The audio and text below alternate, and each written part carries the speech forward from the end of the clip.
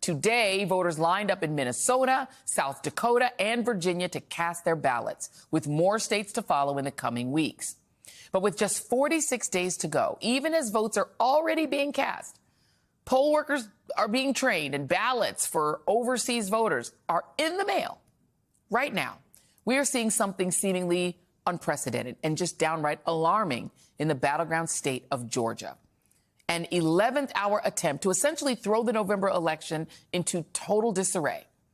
Today, Georgia's pro-Trump majority election board passed a handful of new rules, all of which serve no purpose other than to just delay certification and create chaos on election night, including one that requires a hand count of all ballots after polls close on November 5th.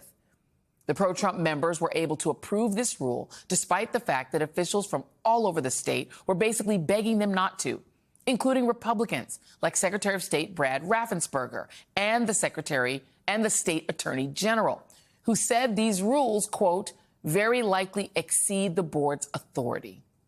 A similar sentiment was shared by some of the people who actually have to do the hard work on election night and beyond, like election supervisors and poll workers.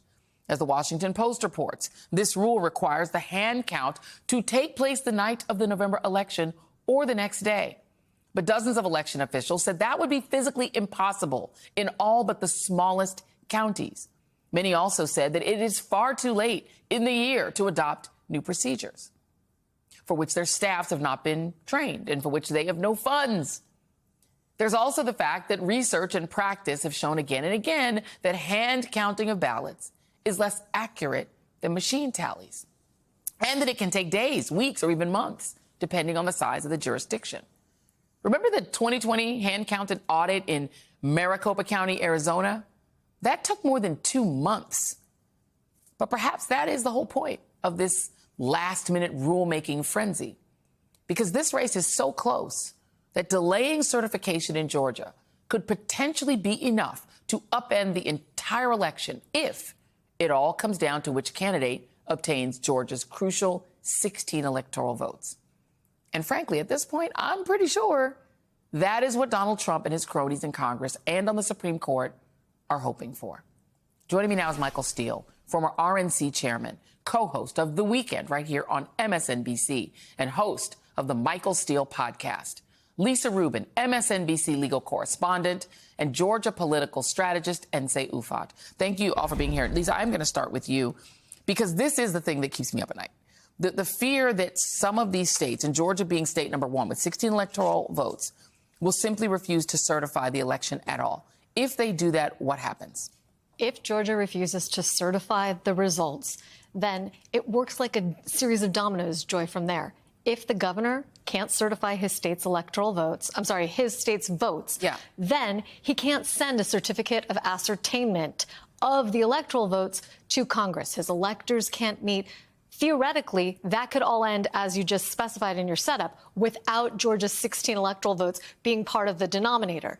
And thanks to a new federal law, if Georgia doesn't send those 16 votes, what happens is you take those 16 votes off the total. You just delete them. Correct. You take it off the top. And so if Kamala Harris were to have won the state of Georgia, and yet Georgia can't send its electors to Congress, what happens? They would delete her 16 electoral votes. Correct. She'd be depleted of 16 electoral votes. Let's talk about how difficult and insane, actually, by the way, it is, the idea to hand count an entire state in 2 days. Is that even physically possible? I mean, it's absolutely possible, but it is ridiculous. It will delay the process, and its sole purpose is to sow seeds of chaos. The chaos is the point. The cruelty is the point. In a state where both major party candidates are essentially statistically tied, and one of the parties is ideologically bankrupt and doesn't have the heart and the will of the people, that putting your thumb on the scale in this way will help them sort of insert their will for the will of the people. And that's what we're seeing right here. This is the politics of like cartoon smoke bombs, right? That like there is a trusted system, an efficient system that in the 2020, the last presidential election, millions of ballots were cast. And with fidelity, we were able to determine that with less than 12,000 votes, the people of Georgia voted for President Biden. And so we've seen that. The big lie has not died, and it absolutely is informing these rule changes that were proposed by these MAGA Republicans on Georgia's election board. And again, the cruelty and the chaos is the point. Absolutely. And to just stay with you for a moment, this is about Fulton County, right? I mean, Fulton County is the largest county. Mm-hmm. It's the one that wouldn't be able to be counted in a day and a half because it's the biggest. It's Atlanta. Right. It's the Atlanta suburbs. They could count them in Marjorie Taylor Greene's county because it's a tiny, small, rural county. They could probably hand count theirs easily. This is about Fulton County, right? It's about saying that big, very heavily black county ain't going to decide this election. I would say it's about Fulton County plus, if you would allow a friendly amendment. We have the Black Belt, right? There are 159 counties in Georgia. Georgia has the second highest number of counties than any state in our country, which means that it's 159 counties that are resourced differently, that are staffed differently. And again, in a place like the rural Black Belt, where they've enjoyed a particular type of politics because of voter suppression, that this type of chaotic intervention with 46 days left is also designed to have an impact there as well, where we see rural white progressives and black voters. Mm-hmm. Michael Steele, we got to talk about how your party got here. This is the old Dixiecrat system. Let's just be real. This is what the Dixiecrats used to do. This is what Fannie Lou Hamer was fighting when it was the Southern Democrats doing it. Yeah. They have simply adopted, anything possible except trying to convince more voters that their policies are better. Anything but that. They'd rather simply not deliver an election at all in their states than lose the election to the party that convinced more people. When you put up candidates like Mark Robinson and Marjorie Taylor Greene and Matt Gaetz, what else? What else are you going to do? When you're morally, philosophically, and politically bankrupt, you cheat. You game the system, which is why coming out of the 22 cycle, I and a few others were warning, making the case that you had to look at who just won those elections in 2022, who won those elections in 2023 at the local level, because now those folks are in position to do what we're seeing play out in Georgia. And Georgia's not the only place where this is going to occur. And I think we need to be aware that the goal here is to disrupt this process. And the process is defined by law in Georgia now is one that very much is designed to not allow for the certification or the ascertainment of those electors to be certified in the United States Congress, to create, if you will, a situation with respect to those 16 electoral votes. Maybe that's enough to throw the race into a tie if Kamala's up by 16 in the Electoral College votes. So there's a lot here to take into account that matters now since voters are starting to vote. I want to, just for our audience, just so that you keep these dates in mind. People used to not know January 6th except us nerds. Nobody even knew January 6th was a thing until Donald Trump made it into a thing. There are a couple other dates you need to all keep in mind. December 11th. That is under federal law, that is the date when the executive of each state, either the governor or another designated official, must send official certified state results to Washington for the Electoral College count.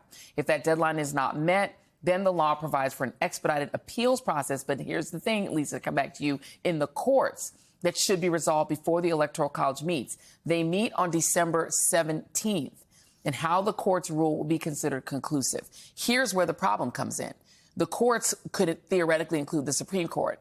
And there is no mystery as to how John Roberts and his friends will rule. They will hand whatever state it is to Donald Trump. And the reason I know that is that all of their actions have been strictly partisan so far. And how do I know Trump is counting on that? Here he is praising those very election board members during an Atlanta rally who passed these rules. Here he is.